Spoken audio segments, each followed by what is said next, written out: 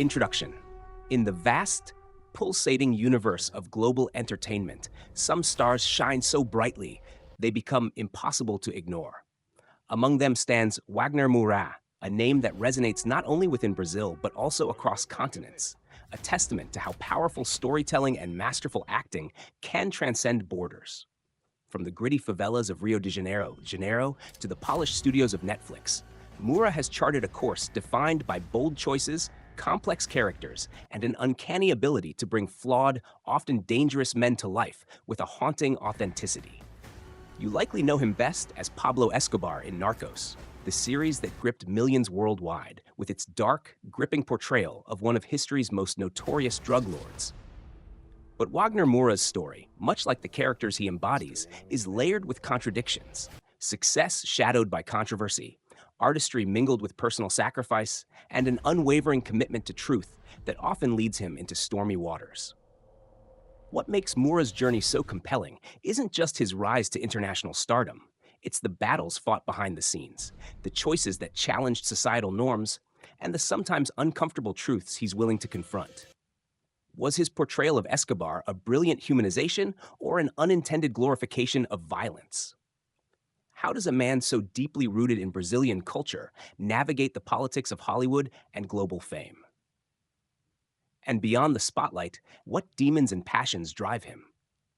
This video is more than a biography. It's an exploration of Wagner Moura's essence, the triumphs and trials, the shadows and light that make him one of the most intriguing actors of our time. So, sit back and dive deep with us into the life of a man whose craft transcends acting, whose roles challenge perceptions, and whose story begs the question, what is the true cost of becoming a legend? Before we journey further into his life and career, remember to subscribe to our channel. There's a whole universe of stories waiting, stories that reveal the people behind the characters you love, and sometimes the ones you love to hate. Stay tuned. Born on June 27th, 1976, in Salvador, Bahia, Wagner Manisoba de Moura grew up in a city steeped in Afro-Brazilian culture, music, and vibrant traditions. Salvador, with its rhythmic heartbeat of samba and capoeira, left an indelible mark on Moura's soul, nurturing a deep appreciation for storytelling in all its forms. His family life was humble yet filled with love and artistic influence, setting the stage for what would become a lifelong passion for the arts. Although he initially pursued journalism at the Federal University of Bahia, Moura's path took a decisive turn when he discovered the power of performance. The written word fascinated him, but it was the embodied, living expression of stories on stage that truly captured his heart. Immersed in the dynamic theater scene of Brazil, he trained rigorously, honing a craft that would soon propel him beyond local fame. His early years were marked by an eagerness to challenge himself, taking roles that demanded emotional depth and versatility.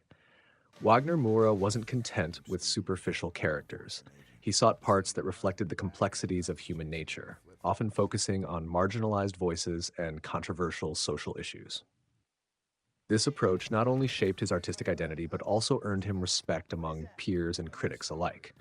From the theaters of Bahia to television screens across Brazil, Moura steadily built a reputation as an actor capable of intense, captivating performances.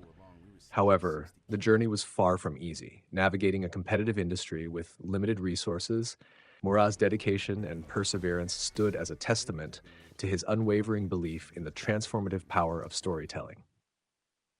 Moura's ascent to international stardom didn't come overnight. It was the culmination of years of hard work, artistic risks, and a relentless pursuit of authenticity. By the time he took on the role of Pablo Escobar in Netflix's Narcos, Moura had already proven himself a formidable force in Brazilian cinema. But nothing could have prepared him, or the audience, for the cultural phenomenon that would follow. Landing the part of Escobar was both a bold and controversial choice. Moura, a Brazilian actor, was cast to play a Colombian drug lord in a series that aimed to captivate a global audience. Critics were skeptical.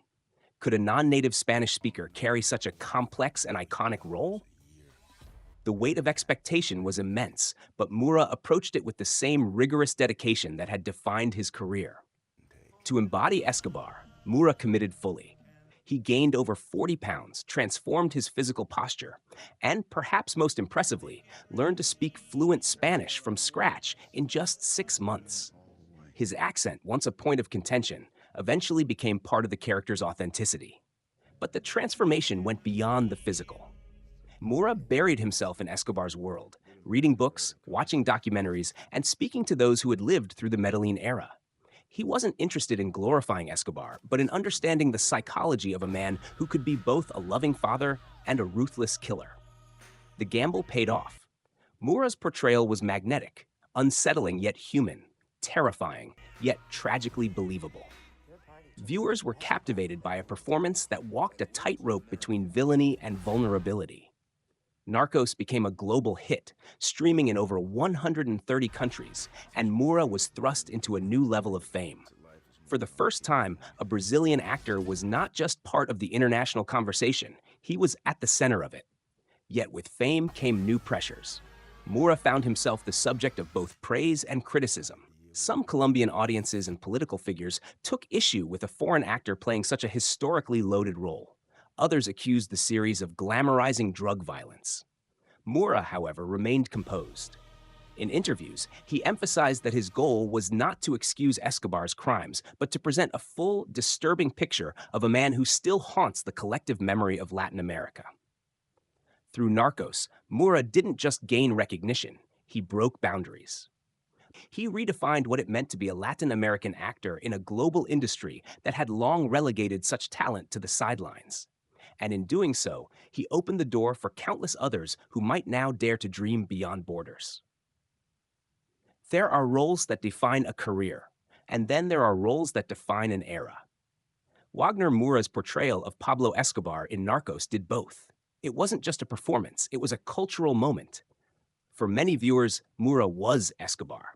But what made this role so impactful? Was it the chilling realism, the psychological depth, or something even more intangible? From the very first scene, Moura's presence on screen was commanding. He didn't play Escobar as a one-note villain or a caricature of evil. Instead, he gave audiences a deeply human, and therefore deeply disturbing version of the drug kingpin. His Escobar was calculating, volatile, and magnetic. He was a father who read bedtime stories to his children while ordering assassinations over the phone. He was both adored and feared, and Moura managed to capture that duality with terrifying elegance. Critics across the globe hailed Moura's performance as transformative. The New York Times called it a performance that drags you in and never lets go. The Guardian praised his ability to unravel the enigma of power and morality with a quiet intensity. Awards buzz followed quickly. Moura received a Golden Globe nomination for Best Actor in a Drama Series, a rare feat for a non-native English speaker, and even more impressive for someone performing primarily in Spanish, a language he had only recently learned. But the success of Narcos wasn't just critical, it was cultural. The series became a sensation on Netflix, dominating streaming charts and sparking conversations about Latin American history, the war on drugs, and the fine line between justice and corruption. And at the heart of it all was Moura, whose face became synonymous with the resurgence of interest in Escobar's dark legacy. However, this acclaim didn't come without its shadows. In Colombia, the series sparked controversy. Many felt that Narcos turned a national tragedy into global entertainment. Escobar's victims and their families expressed discomfort with how his story was dramatized. Some accused Moura and the producers of romanticizing violence, even unintentionally. Moura responded with grace and empathy. He consistently reiterated that Narcos was not about heroism, but about examining the seductive and destructive nature of power. What few people know is the emotional toll the role took on him. Moura has spoken candidly about the psychological weight of playing Escobar. For over 2 years, he lived inside the mind of a sociopath, studying the darkest corners of human behavior. It changed him. He described feeling isolated, even depressed during the filming of the second season. At one point, he considered walking away from the role entirely. But he stayed, because the story mattered. Because telling the truth, even an uncomfortable one, was more important than his own comfort. In the end, Moura's performance didn't just succeed, it transcended expectations. He turned what could have been a typecast role into a haunting, layered meditation on morality, ambition, and the cost of unchecked power. It remains one of the most iconic portrayals in modern television, and for many, it is the benchmark against which all future depictions of Escobar will be measured. After the curtains closed on Narcos, Wagner Moura stood at a crossroads. For many actors, portraying a figure as iconic and polarizing as Pablo Escobar would be both a career defining peak and a trap. The fear of typecasting loomed large. But Moura, ever the contrarian, didn't retreat. He reinvented. Instead of cashing in on his global fame with blockbuster deals or predictable villain roles, Moura made a move that surprised many. He went behind the camera. His directorial debut, Marighella, was not just bold, it was incendiary. The film told the story of Carlos Marighella, a revolutionary Marxist who resisted Brazil's military dictatorship in the 1960s. It was political, provocative, and deeply personal. Released in 2021 after numerous delays, many of them due to political resistance and censorship, Marighella ignited a firestorm in Brazil. The far-right government at the time criticized the film harshly, calling it leftist propaganda. Moura didn't flinch. He stood by his work, stating that art should challenge the status quo, not comfort it. For Moura, the film wasn't just a historical drama, it was a warning. A mirror held up to the dangers of authoritarianism. The movie polarized audiences, but it also cemented his reputation as more than just an actor. He was now an artist, a risk-taker, a truth-teller. And he didn't stop there. In 2025, Moura took a sharp turn into espionage drama with The Secret Agent, a film set against the backdrop of post-pandemic geopolitical instability. He played a disillusioned intelligence officer torn between duty and conscience, navigating a world where the line between patriotism and paranoia had all but vanished. The performance won him the Best Actor award at the Cannes Film Festival, his first major international win as a leading man outside of Narcos. Critics noted how Moura's intensity had matured. Where his Escobar was fiery and unpredictable, his secret agent was cold, calculated, and heartbreakingly human. It was the kind of role that demanded restraint, internal tension, and psychological depth. Moura delivered all of it, effortlessly. But even as his artistic credibility soared, the controversies never truly left him. His outspoken political views, particularly his harsh critiques of Brazil's former president Jair Bolsonaro, earned him both praise and death threats. Right-wing media painted him as a dangerous radical, while progressives hailed him as a voice of conscience in an increasingly divided nation. Moura, however, refused to back down. He continued to speak out, at film festivals, in interviews, and even in his scripts. In Hollywood, he became a respected figure, though not a household name. And maybe that's just how he wanted it. While many of his peers chased Marvel contracts and franchise fame, Moura seemed content to stay on the periphery. Selective, principled, and fiercely independent, his post-Narcos career wasn't defined by fame, but by freedom. Freedom to choose projects with soul, freedom to offend, provoke, and awaken. Freedom to use cinema not just as entertainment, but as a weapon. And in that freedom, Wagner Moura may have found something even more rare than global stardom: artistic immortality. Away from the cameras, Wagner Moura lives a life far removed from the glitz and gossip of celebrity culture. He has always been, by nature, a private man, introverted, contemplative, and fiercely protective of his personal space. But even those who try to shield themselves from the spotlight cannot escape the curious gaze of fame forever. Moura has been married for over 2 decades to Sandra Delgado, a journalist and photographer. Their relationship, rooted in mutual respect and intellectual connection, has largely remained away from public scrutiny. Together, they have 3 sons and have chosen to raise them away from the chaotic rhythms of Rio de Janeiro or São Paulo, preferring a quieter life in Bahia when not working abroad. For Moura, fatherhood is not a footnote. It is central to his identity. In interviews, he has spoken emotionally about the responsibility of raising children in a world of growing political extremism and environmental crisis. "I want them to know what matters," he once said. Not the noise, the truth. But truth, in Moura's world, is often tangled with controversy. Throughout his career, he has taken stances that alienated powerful institutions. His open disdain for Brazil's far-right politicians has led to online attacks, disinformation campaigns, and even threats against his family. At the height of Marighella''s release, false news stories accused him of being a communist agitator working with foreign governments. One tabloid even went as far as publishing fabricated claims about extramarital affairs and drug use, none of which were ever substantiated. Rather than suing or issuing press statements, Moura responded the only way he knows how, through art. In a now viral interview, he stated, "If they fear a film, they're not afraid of fiction, they're afraid of history, and that's their weakness." His refusal to engage in petty celebrity feuds or media scandals only intensified public curiosity.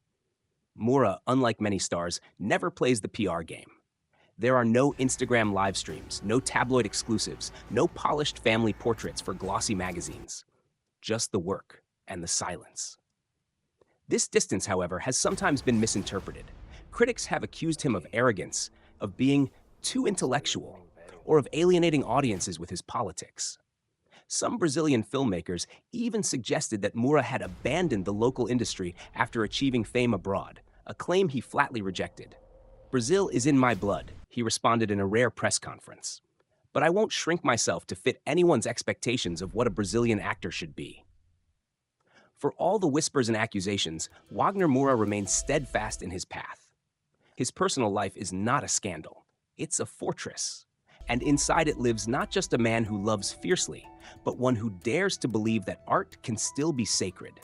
That truth is worth the attacks. That silence, when chosen, can be the loudest protest of all. What truly sets Wagner Moura apart from his peers isn't just talent, it's obsession. For every role he takes, there is a quiet storm of transformation behind the scenes. He doesn't rehearse characters, he absorbs them. When preparing to play Pablo Escobar, Moura moved to Medellin months before filming. He enrolled in intensive Spanish courses, not just to learn the language, but to understand its rhythm, its emotion, its cultural weight. He studied hours of real-life footage, but he also met with people who had lived through Escobar's reign, victims, former allies, and journalists who had risked their lives. "To play a monster," he once said, "you have to find the man inside first." In Marighella, he transformed from actor to director with similar rigor.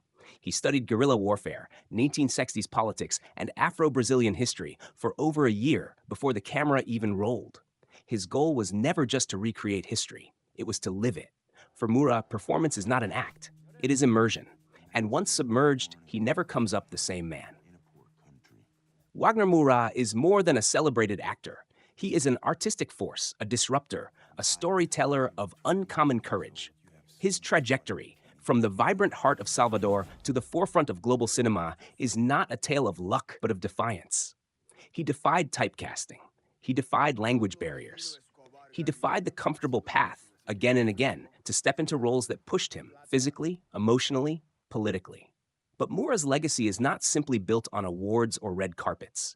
It lies in his ability to humanize the inhumane, to find vulnerability in figures we thought we understood. Pablo Escobar, in Moura's hands, became more than a drug kingpin. He became a mirror, reflecting the darkness and desperation that society sometimes breeds. Carlos Marighella, through Moura's direction, became more than a revolutionary. He became a memory restored, a name reclaimed from the shadows of censorship. In an industry often driven by spectacle, Moura insists on substance. He turns down blockbusters for independent films with soul. He risks his reputation by speaking out on politics. He chooses truth, even when it costs him. And that, perhaps, is his greatest performance. Not the roles he plays, but the man he insists on being. As audiences, we are often captivated by glamour. But Wagner Moura asks us to look deeper. He reminds us that art can confront, challenge, provoke, and still be beautiful. That actors are not just entertainers, but cultural architects. That films are not just escapes, but confrontations with reality. For those who followed his journey from Elite Squad to Narcos, from theater stages in Bahia to Cannes red carpets, the message is clear. Moura is not finished. He is evolving, always. Writing, directing, speaking, becoming. So as the credits roll on this chapter, let's not just applaud the artist, but listen to the citizen. Let's not only admire the performer, but honor the activist. Because in a world that often settles for surfaces, Wagner Moura dares to go beneath. And if this deep dive into his story moved you, if you found a new perspective, or perhaps a new admiration for the man behind the characters, then don't forget to subscribe, like, and share this video with fellow cinema lovers. There are countless stories like his still waiting to be told, and together we can keep the spotlight burning for artists who matter.